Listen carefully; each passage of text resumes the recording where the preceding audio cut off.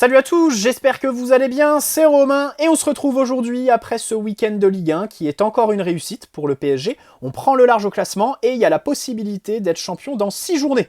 Vous me direz, vu les équipes qui sont derrière nous, la tâche n'est pas très compliquée, voire nous est rendue facile. Franchement, Monaco qui réussit pas à gagner hier face à Toulouse alors que Monaco n'ont pas de compétition européenne et les Toulousains jouaient jeudi face à Benfica, un match qui a été éprouvant jusqu'au bout, puisque Benfica s'impose dans les toutes dernières secondes, c'est franchement lamentable. On a un nouveau dauphin, c'est Brest, et c'est pas plus mal puisqu'ils le sont grâce à une victoire sur l'OM, dont on se régale de voir la déchéance. Ils ont d'ailleurs changé d'entraîneur, ils ont pris un des meilleurs du PSG sous l'ère QSI, à savoir Jean-Louis Gasset. Bref, on va pas s'éterniser sur la Ligue 1, encore moins sur le match qu'on a eu face à Nantes samedi soir.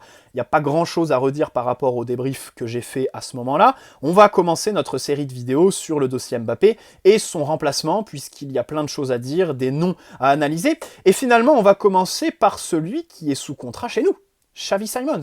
Alors c'est un dossier compliqué, déjà parce que chez les supporters, ils déchaînent les passions. C'est très difficile de cibler le joueur, comment l'incorporer dans le système Luis Enrique. Et puis surtout, c'est un dossier où c'est compliqué de démêler le vrai du faux. Les clauses, les contrats, les postures de communication des deux clubs, c'est quand même difficile. La volonté du joueur, qui me semble en fait être le point névralgique, central, à comprendre pour ce dossier. Donc on va développer tout ça dans cette vidéo. Mais d'abord, j'aimerais revenir sur une information qui est sortie ce matin en Espagne. Une fois n'est pas coutume, puisqu'ils sont assez calmes sur le dossier Mbappé ces derniers temps. Mais Marca ont annoncé que le contrat est signé avec le Real pour un salaire de 15 à 20 millions net par an, qui monte à 50 avec les primes. Bon, déjà, 15-20 millions, on va pas se mentir, hein, c'est une manigance pour essayer de nous faire passer Mbappé pour le super-héros qui divise son salaire. Pas à nous celle-là, vraiment pas à nous, voilà. On n'est pas né de la dernière pluie. Il y a une prime à la signature qui serait de l'ordre de 100 millions d'euros, et ça m'a fait penser à la stratégie du Real qui a quand même bien évolué par rapport à 2021, et donc on va s'arrêter là-dessus. Revenons en 2021, où le Real fait sa fameuse offre à 180 millions, si on parle objectivement, en manière brute, 180 millions pour un an de contrat, c'est bien payé. Maintenant, en valeur relative, à une semaine de la fin du mercato, t'as pas le temps de te retourner, peut-être que c'est logique de la refuser. Donc, cette technique du Real était très coercitive, hein, se manifester pour nous mettre un peu dans un cul-de-sac dans les derniers instants du mercato, c'était agressif. Ensuite, campagne médiatique, avec le PSG, mais aussi Florentino Pérez. Hein. Chaque semaine, on avait l'image où il répond à un supporter face à des caméras sur le dossier Mbappé. Dans les médias, c'était des pics interposés. Rappelez-vous les repas traditionnels, limite protocolaires, lors du 8e de finale de Ligue des Champions quand on a affronté le Real en 2022. C'était très froid entre Nasser et Florentino. Bon, c'était une guerre froide, on va pas se mentir. Donc les deux stratégies étaient quand même pas à l'apaisement, très agressives. Voilà. Et donc à ce moment-là, il y a des questions sur lesquelles on peut revenir. A posteriori, ok, mais sur lesquelles on peut quand même s'arrêter. Déjà, est-ce que les 180 millions, le PSG n'aurait pas dû les accepter au final ? Je pense, même avec le recul, que non, parce que déjà le PSG n'en a pas besoin, et puis ensuite, vu les rumeurs qui sortaient à ce moment-là, je pense qu'on n'avait pas les bonnes personnes au sein de notre direction pour remplacer Mbappé. Je rappelle que c'était Richarlison qui futait pour le remplacer. Bon, pas très fameux. Vous me direz, est-ce qu'avec Luis Campos, on est mieux loti ? Mais même lui, visiblement, il n'est pas assuré de rester jusqu'en juin. Donc ça, pareil, on reviendra là-dessus dans une prochaine vidéo. Et aussi, une autre question qui, là, par contre, me paraît beaucoup plus difficile. C'est limite une question fermée. Et parce qu'on n'aura déjà jamais la réponse. Est-ce que le PSG aurait déjà laissé partir Mbappé, en fait, à un moment donné, hors transfert libre ? Est-ce que le PSG aurait accepté, à un moment, de faire partir Mbappé dans le cadre d'un transfert et aurait accepté. Alors l'année dernière, c'est vrai qu'on le poussait à ça, mais on n'a pas eu les offres. Et donc cette question est quand même très intéressante parce qu'il faut aussi garder à l'esprit que le PSG, les indemnités de transfert, n'en a pas forcément besoin. C'est surtout le salaire qui gêne parce que le fair play financier, le nouveau, c'est pas du tout ce que tu dépenses sur le marché, mais plutôt ta masse salariale qui compte et qui va compter encore plus dans les années à venir. Donc voilà, c'est une question à laquelle on n'a pas de réponse, mais qui a le mérite d'être posée et qui permet un peu de relativiser, de prendre du recul. Et donc, là, on est sur des stratégies complètement différentes. On a un Real Madrid qui a disparu des radars. À un moment donné, en fin d'année, ils ont même fait fuiter qu'ils ne voulaient plus d'Mbappé. Là, on nous dit que Mbappé quitte le PSG avant de signer au Real. C'est vraiment le storytelling qu'on veut nous faire gober. Hein. C'est vraiment Mbappé a décidé de quitter le PSG. Moi, je pense que l'officialisation au Real, elle interviendra pas avant le mois de mai, ouais, avril-mai peut-être. Mais en fonction des parcours en Ligue des Champions des deux clubs respectifs, pas en juin, je pense pas que pendant l'Euro ce soit très judicieux de le faire, peut-être une présentation après l'Euro dans le nouveau Santiago Bernabéu, mais dans tous les cas voilà, le Real a quand même disparu des radars, c'est assez facile de deviner qu'ils sont dans une position plus consensuelle, diplomatique, qu'ils ne veulent pas froisser le PSG. D'ailleurs, ça, ils le font fuiter auprès de leur relais médiatique. Hein. C'est dit dans les médias à de nombreuses reprises. Donc, ils veulent pas passer pour les méchants. Et là-dessus, bien évidemment, j'aimerais vous mettre en garde. Ne tombez pas dans le piège. Bien sûr qu'il y a eu manigance avec le dossier Mbappé pour essayer de lisser son image déjà auprès du grand public, parce qu'il y a des intérêts à le faire. Le Real ne passe pas pour un club qui a payé plein pot Mbappé. En disant qu'il divise son salaire par 2 ou 3 pour venir chez eux, évidemment, il passe pour un club qui est au-dessus des joueurs. Et puis, bien sûr, par rapport au PSG, voilà, ça ne se froisse pas. Mais je reste quand même persuadé que tout ça a été calculé depuis des mois en collaboration avec la famille Mbappé et tout ça. Bon bref, de notre côté, et c'est ce qui nous intéresse, le PSG a fait fuiter. Bon là, je crois qu'on a eu tous nos plans, hein, il n'y a pas besoin de plus, dans le cadre du remplacement d'Mbappé. Voilà, avec un gros joueur pisté par ligne. Bon, c'est très bien. Moi perso, je donne pas mon avis.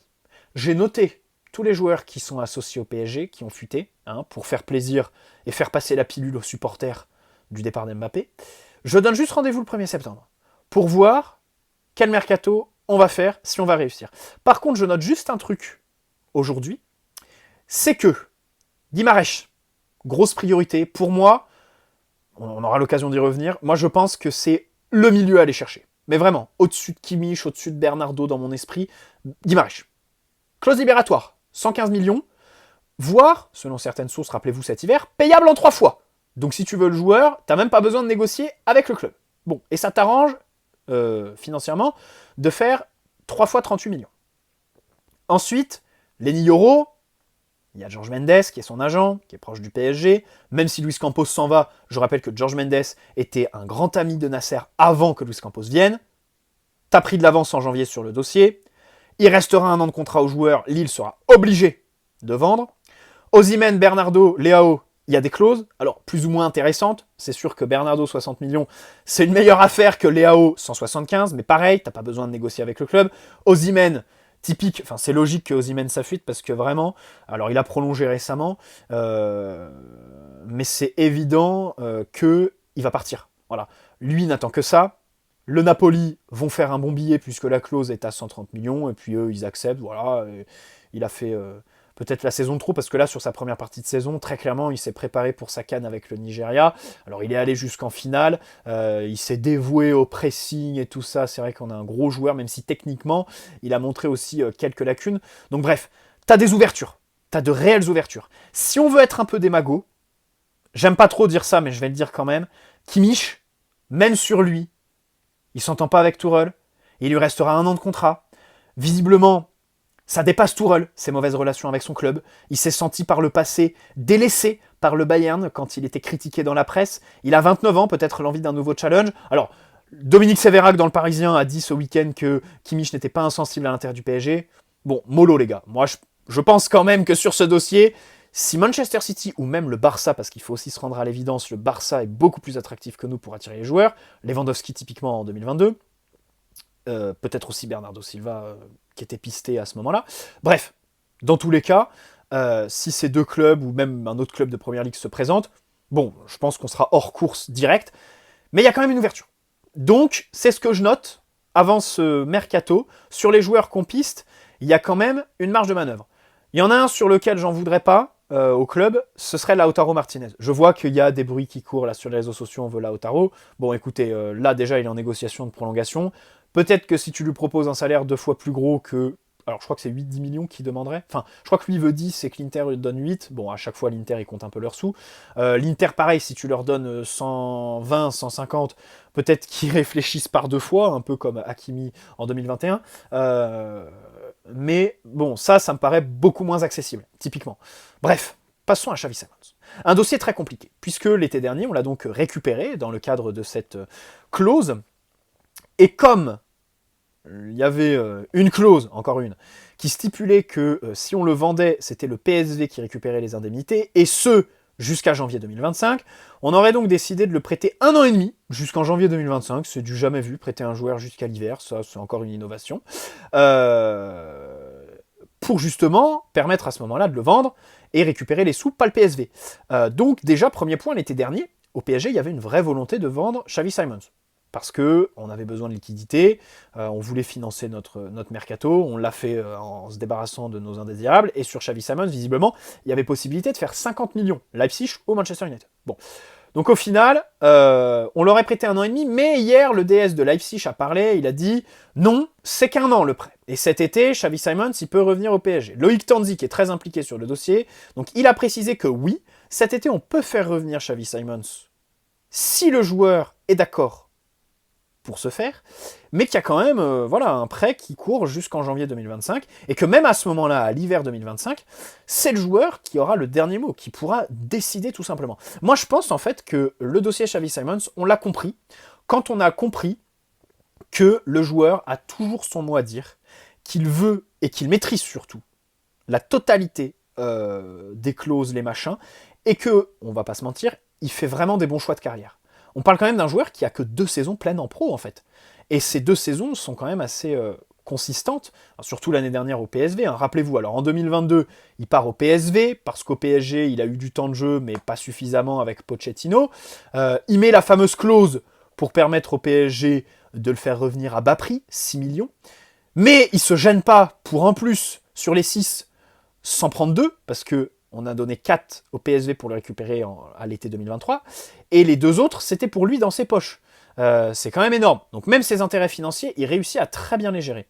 Sa saison au PSV, elle est pleine. Je crois qu'il est co-meilleur buteur ou deuxième meilleur buteur du championnat hollandais. Plus de 20 buts, une quinzaine de passes décisives. Que voulez-vous qu'il fasse de plus? Pas grand-chose. Donc il décide de partir. Et c'est très bien fait. Et il n'a pas d'état d'âme puisqu'il ne rapporte pas de billets au PSV Eindhoven. Il va à Leipzig, qui est quand même un cran au-dessus. Bundesliga, nouveau changement et tout ça. D'ailleurs, en mai 2023, oui, il a changé d'agent. Il était chez Mino Raiola, donc c'est Rafaela Pimenta qui a repris. Ça fait longtemps sur la chaîne, je vous dis, je la sens pas celle-là. C'est elle qui a repris l'entreprise de Mino, qu'on embrasse d'ailleurs, qui repose en paix. Mais vraiment, elle, j'ai l'impression qu'elle n'est pas très aimée. Hein. Il y a beaucoup de joueurs qui ont changé, et Xavi Simons en fait partie, puisqu'il a pris Darren Dine, voilà, qui a donc été derrière son retour au PSG l'année dernière. Donc pour un joueur qu'on dit surcoté, un joueur réseaux sociaux, rappelez-vous quand il était jeune et médiatisé, ça disait ça, je trouve quand même que dans ses choix, il y a beaucoup de recul. Hein. Ses choix sont toujours très bien faits. Il pense à sa carrière avant tout, à ses intérêts personnels avant tout, et bien sûr qu'il a raison. Voilà, c'est un joueur qui pour l'instant fait son petit bout de chemin, et moi j'en suis vraiment très content. Déjà, c'est la première chose que j'aimerais dire. Donc, si on veut le faire revenir cet été, il va falloir être être convaincant, bien évidemment. Alors, en matière de placement, temps de jeu, tactique, il va falloir que Luis Enrique lui propose un vrai projet, hein, puisque l'année dernière, par exemple, rappelez-vous, en juin, il fait une déclat, bah ouais, mais revenir au PSG, je sais même pas qui est leur entraîneur pour l'année prochaine, donc pour l'instant, j'attends. Ça a montré un petit peu toute l'ambition du garçon, voilà, qui attendait d'en savoir plus, et c'est pas plus mal. Au final, Luis Enrique est venu, visiblement, alors là, on avait des sons de cloche comme quoi Luis Enrique s'est investi personnellement pour que Xavi Simons revienne au PSG, mais il n'a pas réussi à le garder pour cet été. Alors c'est intéressant parce que avec Luis Enrique, évidemment que le projet est très clair. Hein. Là, Xavi Simons, il peut pas se plaindre que le PSG n'a pas d'entraîneur, machin chouette. Et d'ailleurs, si on veut même aller plus loin, moi je trouve que cet été, on peut peut-être se demander si Xavi Simons n'a pas manqué d'ambition. Alors c'est difficile à dire parce que partir du PSV pour aller à Leipzig, franchement, rien que ça, c'est ambitieux. Vraiment, il prend un risque, il était très bien au PSV, il était au pays, juste avant l'Euro, voilà, il aurait eu sa place quasiment garantie. Là, il prend quand même un petit risque en partant à Leipzig. Il aurait pu en prendre des plus gros en venant au PSG, mais ce que je veux dire par là, c'est que au PSG, on va pas se mentir, le temps de jeu, il l'aurait eu. Regardez Barcola, Luis Enrique, s'il y a bien un entraîneur qui en a rien à foutre de ton âge, qui en a rien à foutre de ton statut et qui se base seulement sur ce qu'il voit de toi à l'entraînement et en match, c'est bien lui quand même. Là, j'ai décrit Luis Enrique. Et donc, Xavi Simons, s'il y a bien un entraîneur de la méritocratie, c'est lui. Voilà. Peut-être que cette année, c'est pas très valable ça, avec les jeunes. On les voit pas trop. Par exemple, contre Nantes samedi, la fin de match pliée, bon, c'est super, faire rentrer Dembélé et Mbappé, ils s'amusent.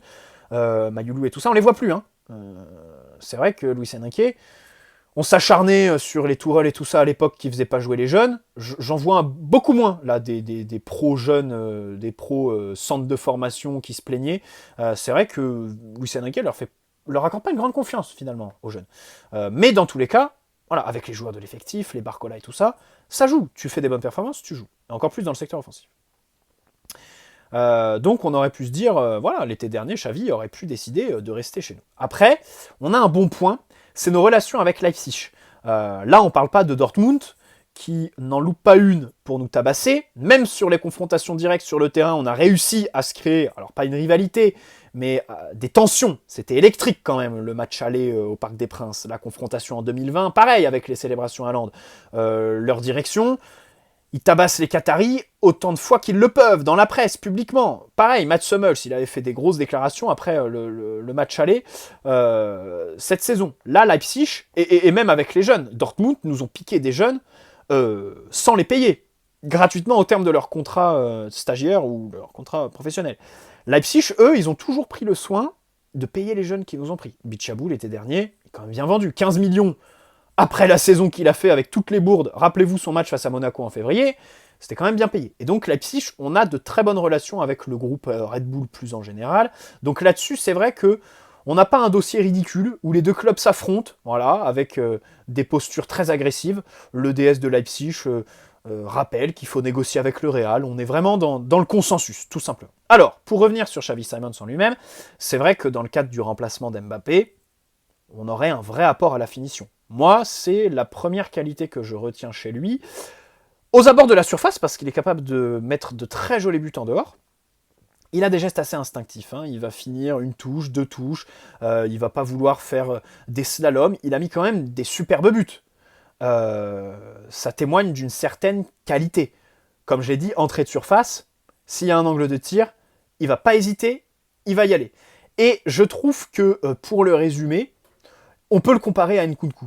Nkunku, au PSG, on voulait en faire un milieu, un box-to-box, relayeur numéro 8, appelez ça comme vous voulez, et au final, sa carrière, il l'a fait dans un poste plus haut, plus proche de la surface, parce que ce sont des joueurs qui manquent de volume pour jouer milieu de terrain, et qui se retrouvent dans le dernier tiers, où ils jouent en une touche, parce que, même en position d'ailier, hein, Xavi Simons lui-même le dit, les ailes, c'est pas ce qu'il préfère. Il est attiré par l'axe, pour jouer en première intention, dédoubler, parce que porter le ballon, les longues conduites, les débordements, ça l'intéresse pas forcément. Donc vraiment, dans ce point-là, Nkunku et Xavi Simons peuvent être comparés.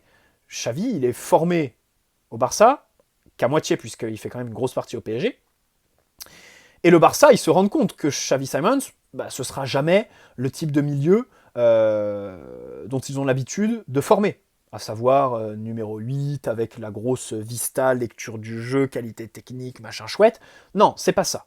Donc ils l'ont pas retenu quand on s'est positionné sur lui. Lui a fait le choix de venir en France pour travailler le côté physique, et c'est Papus Camara qui a été visionnaire, puisque c'est lui qui l'a installé au poste de faux neuf, qui pour moi aujourd'hui doit être le poste, si on le met dans l'effectif de Luis Enrique, où il doit jouer. Alors, il y a eu un temps d'adaptation, c'est vrai, les premiers temps de Xavi Simons en jeune au PSG, faux numéro 9, c'était pas trop ça, mais après, il s'est imposé. Alors au PSV, il est plus meneur de jeu que faux neuf. Il finit même la saison sur le côté gauche, mais c'est parce qu'ils n'avaient pas d'ailier gauche, c'était un peu du dépannage qu'il faisait.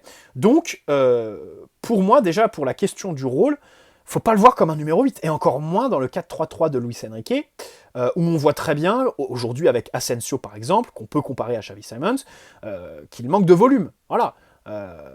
Et qu'il faut absolument le délaisser des tâches défensives de repli pour profiter de ses déplacements, son instinct dans le dernier geste.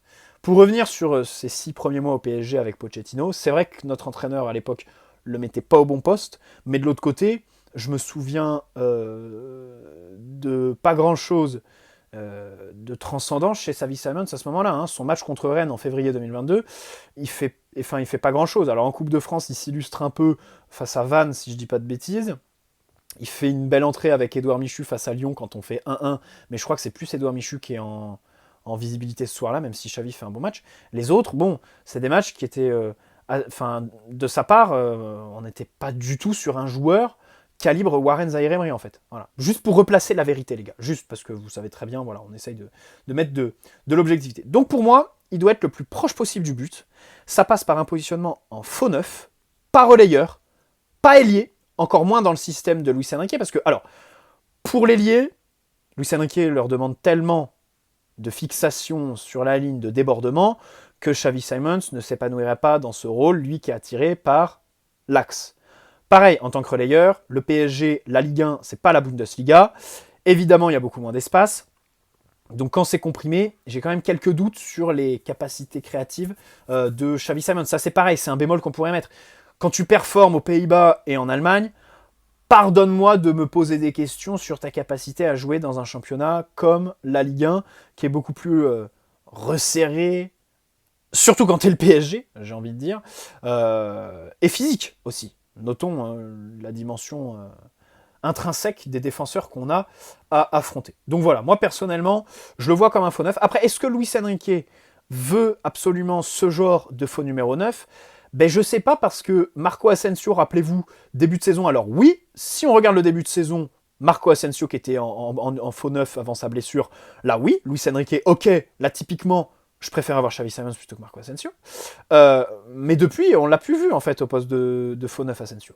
Donc on se demande si Luis Enrique en veut vraiment de ce type de rôle, évidemment. Parce que de l'autre côté, ça pose une question. Si Xavi Simons est faux numéro 9, il occupera pas vraiment la surface et il va falloir que d'autres joueurs le fassent. À savoir se projeter pour être là sur les seconds ballons, pour reprendre les centres. Dembélé, je ne vois pas faire ça. Nos milieux de terrain, je ne vois pas faire ça. Asensio, Vitinha, comme ils ont une bonne frappe de loin, bah en fait, ils rentrent pas trop dans la surface parce qu'ils préfèrent décocher à l'entrée. Barcola peut-être. Barcola, Nuno Mendes aussi. Nuno Mendes pas à oublier. Donc si tu veux installer Xavi Simons en faux numéro 9 dans le cadre du remplacement d'Mbappé, il va falloir recruter des ailiers ou des milieux qui se projettent à fond. Mais vraiment. Et qui occupent la surface en fait. Donc ça va être un vrai enjeu. Après, il a pour lui aussi, Xavi, que c'est un joueur très médiatisé, voilà, qui va vendre des maillots, faire parler, ramener les caméras au centre d'entraînement, donc ça c'est pas mal. J'attendrai aussi l'Euro, c'est important les compétitions internationales pour valoriser nos joueurs. Enfin, typiquement, les Coupes du Monde de Mbappé, c'est vraiment, je crois, on n'a pas meilleur exemple, tout simplement. Donc on espère que Xavi Simons va exploser à l'Euro cet été, mais à voir le rôle que lui réserve et lui propose Luis Enrique. Franchement, hein, si c'est pour le mettre numéro 8 ou ailier gauche, je préfère prévenir, autant faire un bon billet en première ligue. Si on me dit que l'argent encaissé sera bien réinvesti, bien évidemment, sinon je prends Xavi. Si on me dit Xavi Simons, faux numéro 9, ok, pour se concentrer sur le milieu de terrain, pour se concentrer sur des ailiers qui vont se projeter dans la surface, bon, ça peut être un choix, ça peut s'entendre. Et moi, c'est comme ça que je le vois. Voilà, c'est comme ça que je le vois pour avoir un peu mon avis sur Xavi Simons, parce qu'il ne faut pas oublier aussi que le club l'été dernier voulait le vendre. Donc déjà, est-ce que cet été, ça va pas encore être le cas? Et puis surtout, on parle d'un joueur qui a quand même une grosse valeur marchande. Tu peux faire un beau billet, et si Luis Enrique juge que son profil ne colle pas avec la structure de l'équipe, enfin, vous pouvez me dire, on peut faire des plans sur la comète, dire oui, Xavi Simons serait meilleur dans un 4-4-2 à plat, à côté d'un numéro 9 pour tourner autour.